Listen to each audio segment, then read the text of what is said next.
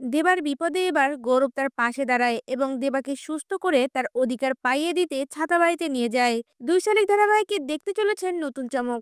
বিস্তারিত জানতে ভিডিওটি সম্পূর্ণ দেখুন। পিয়ারকে তার পথ থেকে দেবাকে সরিয়ে দেওয়ার জন্য গুন্ডা দিয়ে পিয়ারকে দেবার বুকে গুলি চালায়। এদিকে গৌরব ও ঝিলিক এই খবরটা পাওয়া মাত্রই দেবাকে বাঁচানোর জন্য ছুটে যায়। এদিকে পিয়ারকে দেবাকে শেষ করে ফেলেছে এটা ভেবে খুশিতে ছাতা বাড়ির মধ্যে আনন্দ উদযাপন করতে থাকে।